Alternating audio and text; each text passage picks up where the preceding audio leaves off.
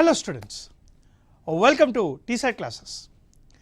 Indian polity కోర్సులో భాగంగా మనం లాస్ట్ క్లాస్లో ప్రెసిడెంట్ ఆఫ్ ఇండియా అనే టాపిక్ని స్టార్ట్ చేసుకున్నాం.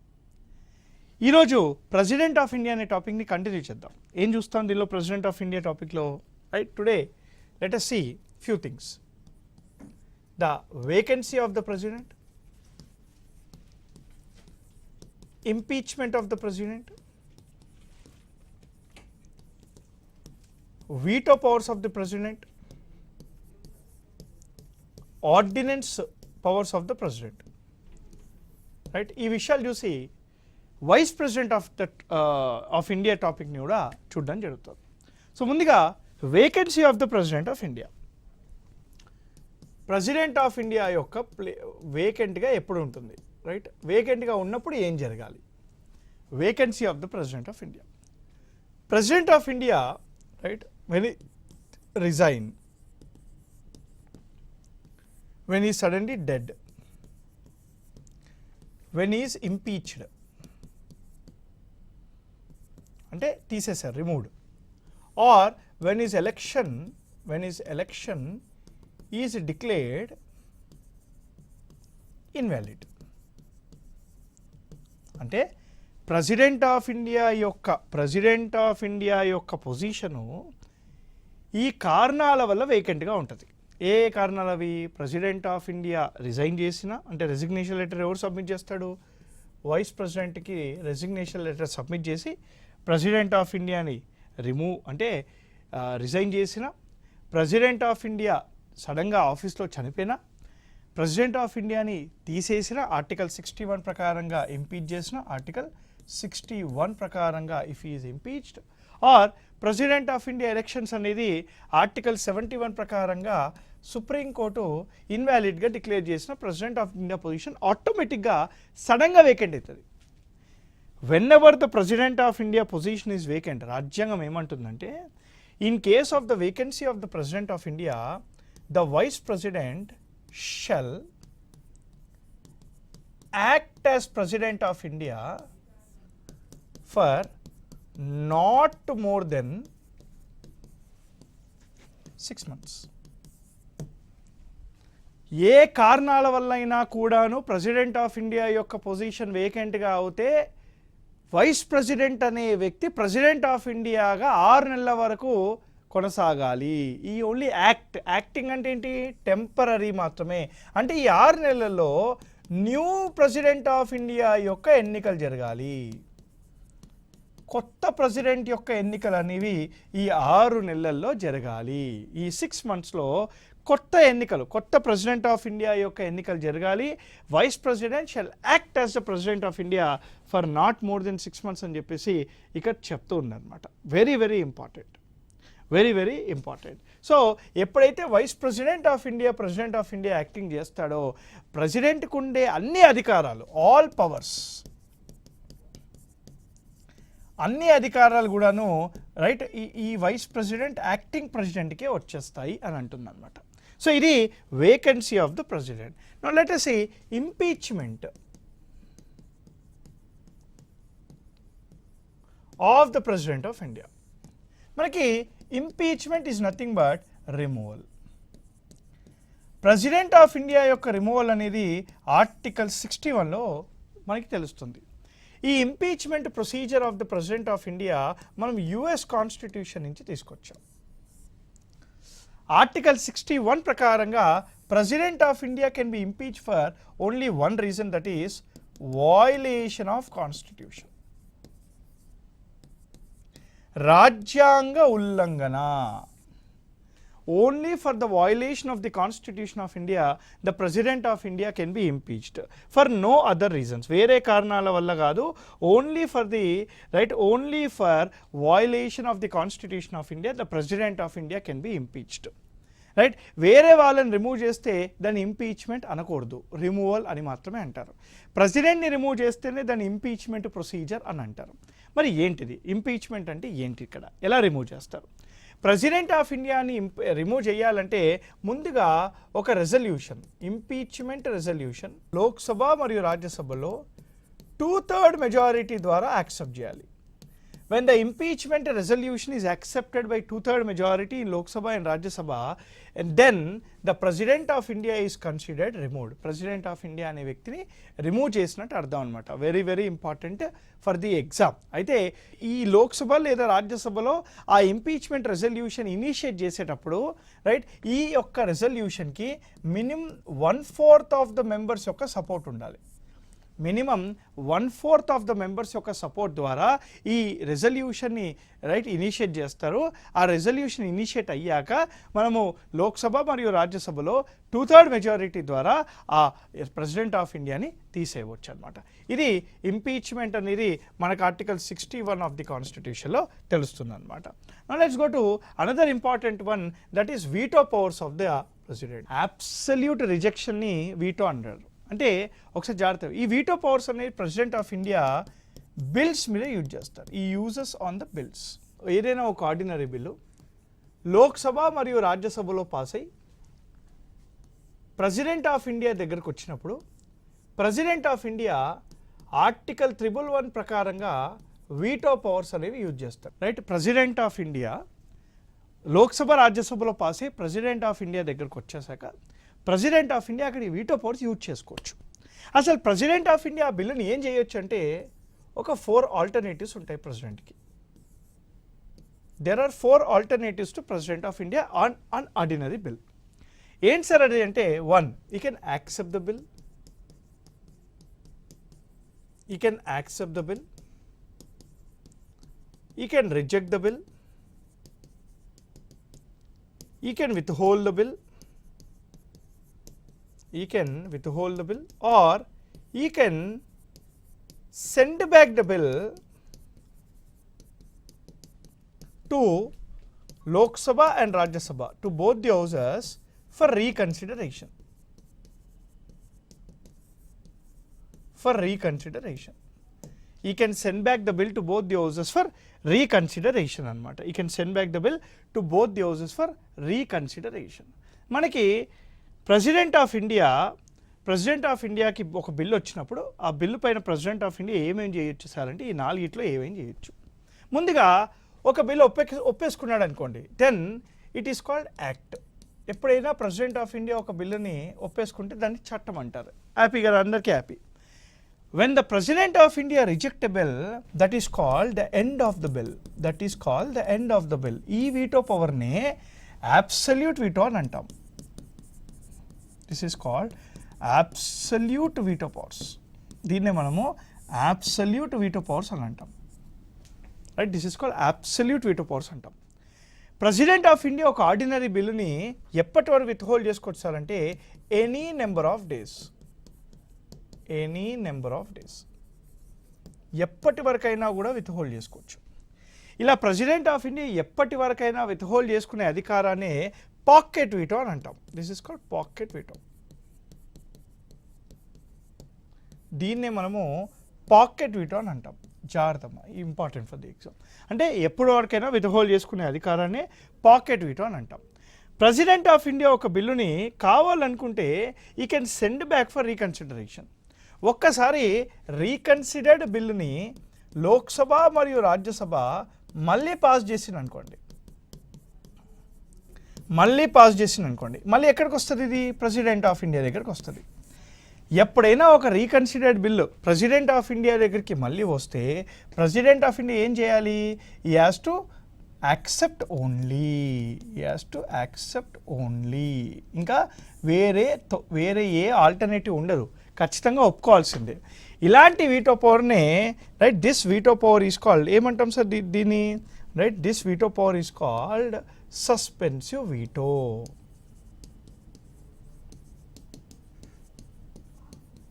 దీన్నే సస్పెన్సివ్ వీటో అని అంటారు అనమాట.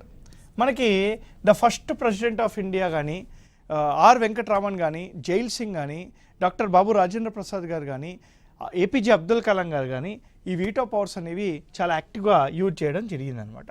సో వీటో పవర్స్ అంటే ఏంటి? Absolute reject. ఒక బిల్లు లోక్సభ మరియు రాజ్యసభలో పాస్ అయ్యి ఆ బిల్ అనేది మళ్ళీ ప్రెసిడెంట్ ఆఫ్ ఇండియా దగ్గరకు వచ్చినప్పుడు ప్రెసిడెంట్ ఆఫ్ ఇండియాకి 3 రకాల వీటో పవర్స్ అనేవి ఉంటాయన్నమాట. There are 3 types of veto powers provided to president of India. Right president of India దగ్గరకు ఒక బిల్ వచ్చినప్పుడు ఆయన ఏం చేయొచ్చు అంటే ముందుగా ఈ కెన్ యాక్సెప్ట్ ద బిల్. ఒక్కసారి ప్రెసిడెంట్ ఆఫ్ ఇండియా ఆ బిల్లును యాక్సెప్ట్ చేస్తే దాన్ని యాక్ట్ అని అంటారు. రెండోది the president of India also has the authority to reject the bill. When the president of India rejects the bill that is called the end of the bill. దాన్నే మనము absolute veto అని అంటాం. మూడోది with hold the bill. The president of India has the authority to with hold the bill for any number of days. దీన్నే pocket veto అని అంటాం. నాలుగోది suspensive veto. The president can send back the bill for reconsideration అదనమాట. So next వచ్చేసి ordinance making powers. Ordinance making powers of the President of India. Article 123 of the Indian Constitution deals with ordinance making powers of the President. మనకి veto powers ordinance powers జాగ్రత్తమ్మా. మనకి veto power మరియు ordinance powers president of ఇండియాకి ఉంటే గవర్నర్కి కూడా ఉంటాయి. Right, president of India యొక్క వీటో పవర్ ఆర్టికల్ 111లో రాస్తుంది. అదే గవర్నర్ వీటో పవర్స్ ఆర్టికల్ 200లో రాస్తున్నాయి. President of India ordinance making power article 123 అయితే గవర్నర్ వచ్చేసి ఆర్టికల్ 213 అనమాట, గుర్తుపెట్టుకోండి. ఓకేనా? So ordinance article 123. What is an ordinance? Ordinance is nothing but a temporary law. It is nothing but a temporary law. Ordinance is a temporary law. ఇది ఒక temporary చట్టం. ఎవరు ఇస్తారు? It is promulgated by the president of India when two conditions are satisfied. రెండు కండిషన్లు satisfy అవుతేనే president of India ఆర్డినెన్స్ని జారీ చేయొచ్చు అంట.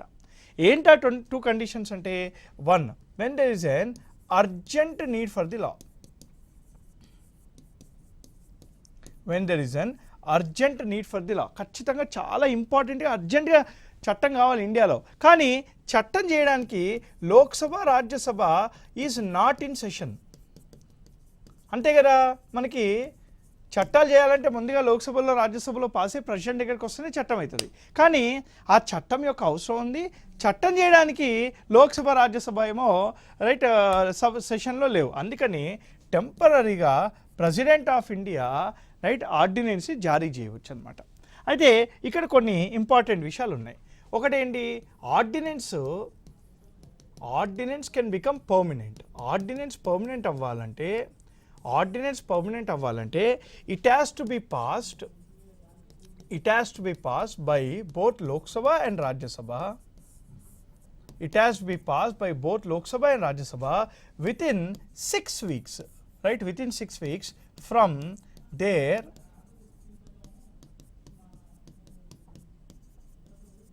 next meeting. వాళ్ళ యొక్క నెక్స్ట్ మీటింగ్ ఎప్పుడైతే ఉంటుందో, ఎప్పుడైతే లోక్సభ రాజ్యసభ మళ్ళీ వచ్చి కూర్చుంటారో ఆ రోజు నుంచి 6 వారాల్లో ఒప్పుకోవాలన్నమాట. రైట్, 2 సెషన్స్ బిట్వీన్, ఒక్క సెషన్కి ఇంకో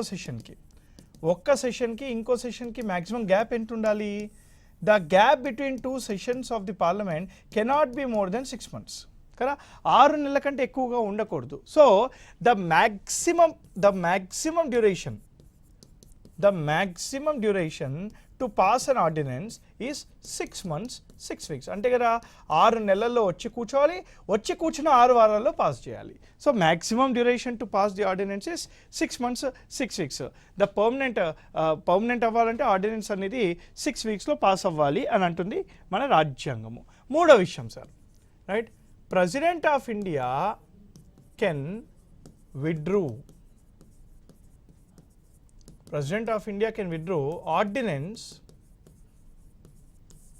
any time before it is passed in both the houses. అంటే లోక్సభ మరియు రాజ్యసభలో పాస్ అవ్వకముందే ప్రెసిడెంట్ ఆఫ్ ఇండియా ఎప్పుడైనా కూడా ఆర్డినెన్స్ని వెనకాలకి తీసుకోవచ్చు అనమాట. అండ్ నాలుగోది చాలా important, President of India cannot promulgate ordinance for constitutional amendments. రాజ్యాంగాన్ని సవరించడానికి ప్రెసిడెంట్ ఆఫ్ ఇండియాకి ఆర్డినెన్స్ జారీ చేసే హక్కు అధికారము లేదు, అదనమాట. సో ఇది ప్రెసిడెంట్ ఆఫ్ ఇండియా స్పెసిఫిక్గా మనం చూసాం. రైట్, నెక్స్ట్ మనం వైస్ ప్రెసిడెంట్కి వెళ్దాం. వైస్ ప్రెసిడెంట్ చూసినా, పార్లమెంట్ చూసినా, న్యాయ వ్యవస్థ చూసినా, ఏది చూసినా మళ్ళీ ప్రెసిడెంట్ వస్తూనే ఉంటాడు. అలా మనం ఫంక్షన్స్ ఆఫ్ ద ప్రెసిడెంట్ అన్ని కూడాను కంప్లీట్ చేసుకోవడం జరుగుతుంది. So now let us see vice president of India. Vice president of India. Vice president of India. Article 63 of the Constitution says there shall be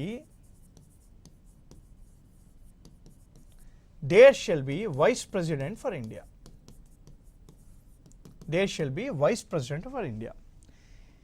ఇండియాకు vice president ఉండాలి అనే విషయాన్ని మనం US constitution నుంచి తీసుకొని వచ్చాయి, ఇన్స్పైర్ అయ్యి. We bought this from US constitution, right. Article 63 of the constitution says there shall be a vice president for India, right. ఎందుకంట? రెండు కారణాలకి. ఇండియాకు వైస్ ప్రెసిడెంట్ ఎందుకు ఉండాలి అంటే ఫర్ 2 రీజన్స్. ఆర్టికల్ 64లో ఒక రీజన్ ఉంది, ఆర్టికల్ 65లో ఒక రీజన్ ఉంది. According to Article 64, the Vice President is the ex officio chairman of Rajya Sabha. The Vice President is the ex officio chairman of the Rajya Sabha. Mari, what is Article 65? Article 65 says the Vice President act as the President of India for up to 6 months in case of the vacancy of the president.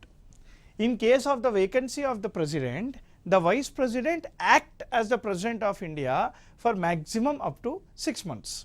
So article 64 says vice president is ex officio chairman of the Rajya Sabha. Article 65 says vice president anevadu he act as the president of India for not more than 6 months in case of the vacancy of the president due to any reason. A reason వల్ల అయినా కూడాను president of India యొక్క position వేకెంట్గా ఉంటే అప్పుడు vice president ఆ యొక్క పొజిషన్ని భర్తీ చేస్తాడు అని చెప్పేసి అంటుంది అనమాట. మనం ఇది వేకెన్సీ ఆఫ్ ద ప్రెసిడెంట్లో కూడా చూసాం కదా, that is the meaning. Now article 63 says they shall be a vice president for India. 64 ఇది, 65 ఇది, మీకు జాగ్రత్తగా అర్థం చేసుకోండి. Election of the vice president is also elected indirectly by the process called proportional representative system through single transferable vote.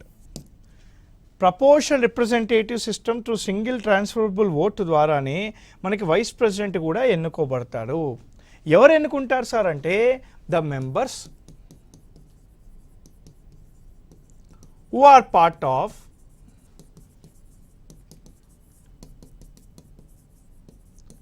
electoral college of vice president. The members who are part of the electoral college of the vice president participate in the elections of the vice president. Participate in the elections of the vice president. Who are these members, sir? 1. Elected members of Lok Sabha and Rajya Sabha. 2. Nominated members of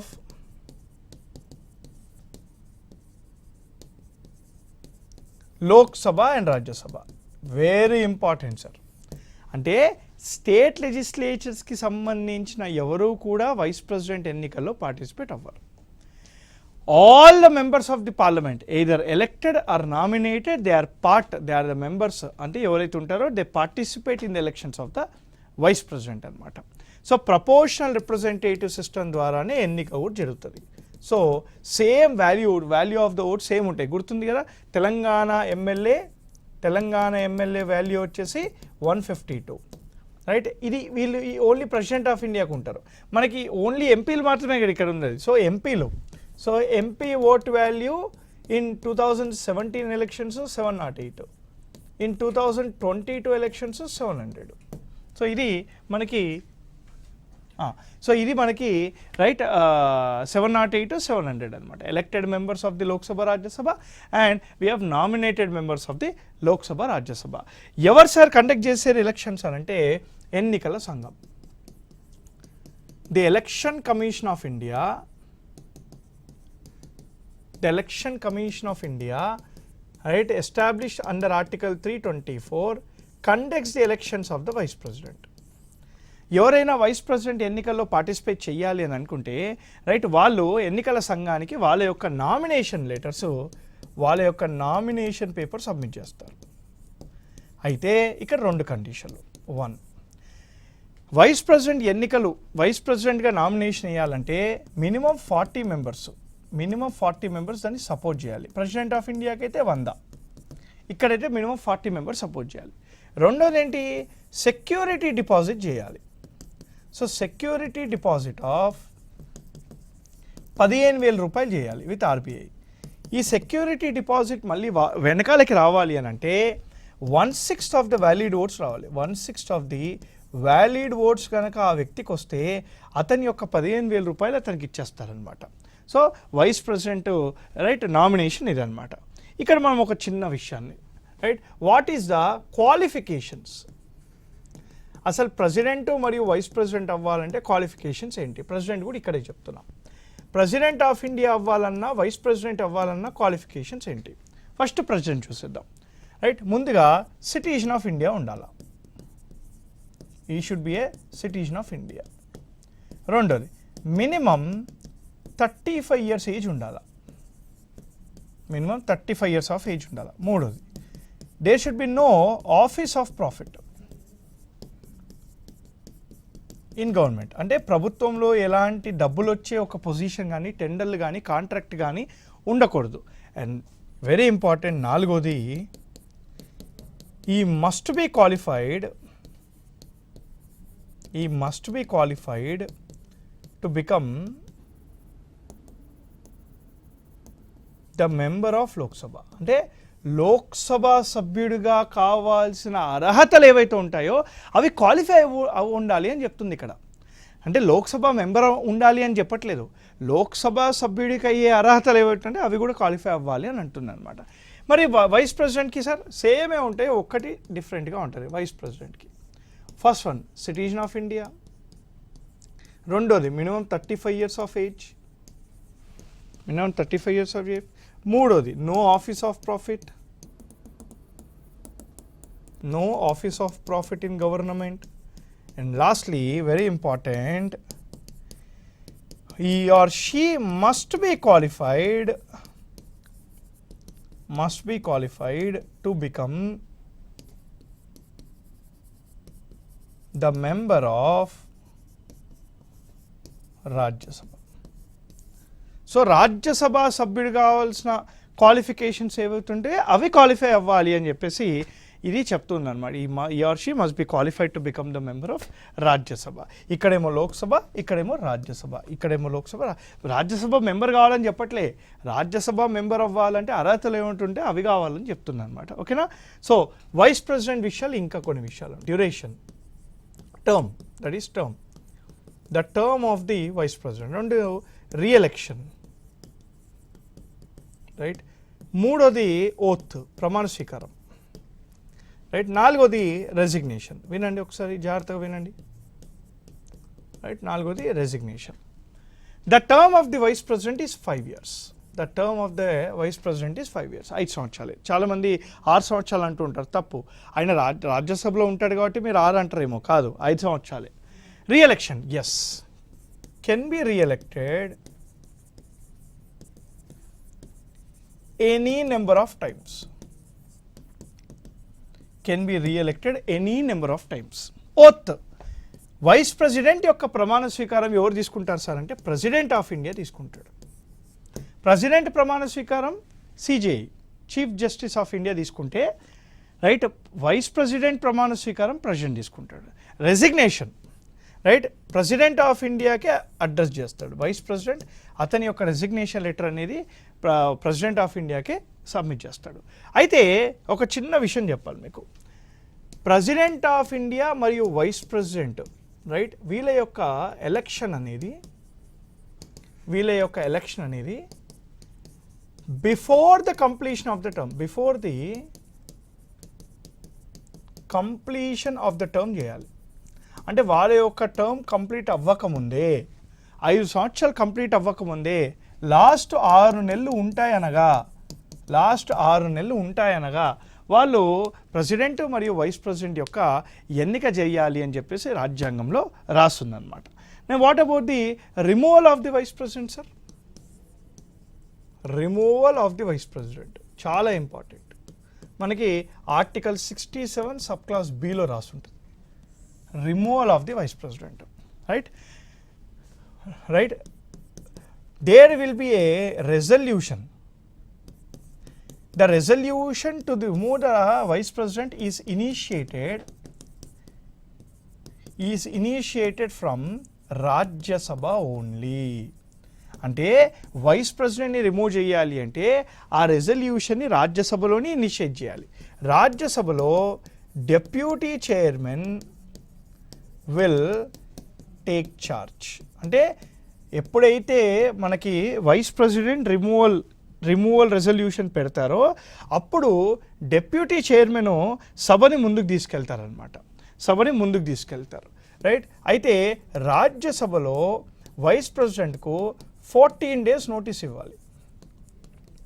14 days notice ఇవ్వాలి. రాజ్యసభలో vice ప్రెసిడెంట్కు 14 రోజులు notice ఇవ్వాలి to defend himself. ఈ 14 రోజులలో he will come and defend himself. ఆయన వాదన ఆయన చెప్పుకుంటాడు. రైట్. 4వది very important for the exam. 14 రోజులు అయిపోయాక దీన్ని రాజ్యసభలో ఓటింగ్కి పెట్టాలి. ఓటింగ్ పెడితే ఏ మెజారిటీ ద్వారా పాస్ అవ్వాలి? Very important sir, effective majority ద్వారా పాస్ అవ్వాలి. అంటే వైస్ ప్రెసిడెంట్ యొక్క రిమూవల్ అనేది ఎఫెక్టివ్ మెజారిటీ ద్వారానే చేస్తారనమాట. ఎఫెక్టివ్ మెజారిటీ అంటే ఏంటి?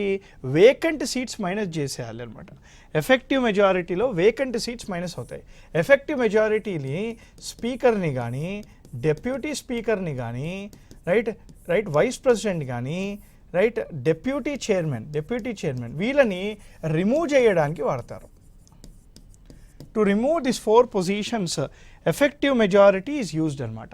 సరే, రాజ్యసభలో ఎఫెక్టివ్ మెజారిటీ ద్వారా పాస్ అయింది అనుకుందాం. ఇప్పుడు ఏం చేయాలి? రైట్, ఈ రెజల్యూషన్ని లోక్సభలో పెట్టాలి. లోక్సభలో ఈ రెజల్యూషన్ అనేది సింపుల్ మెజారిటీ ద్వారా పాస్ అవ్వాలి.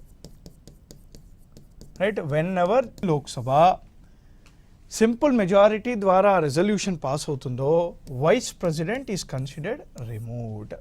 అంటే రాజ్యసభలో ప్రవేశపెట్టాలి. రాజ్యసభలో ఏమో ఎఫెక్టివ్ మెజారిటీ, లోక్సభలో వచ్చేసి సింపుల్ మెజారిటీ. అదే ప్రెసిడెంట్ ఆఫ్ ఇండియా అయితే ప్రవేశపెట్టడానికి 1/4 సపోర్ట్ ఉండాలి. ప్రవేశపెట్టాక 2 హౌజెస్లో స్పెషల్ మెజారిటీ రావాలన్నమాట. దట్ ఈజ్ అ థింగ్ అనమాట. సో ఇది వైస్ ప్రెసిడెంట్కి రిలేటెడ్గా ఉన్న అంశాలు. సో నెక్స్ట్ క్లాస్లో మనము పార్లమెంట్ టాపిక్ని కంటిన్యూ చేసేసుకున్నాం. So till then happy learning. Thank you very much. జై హింద్.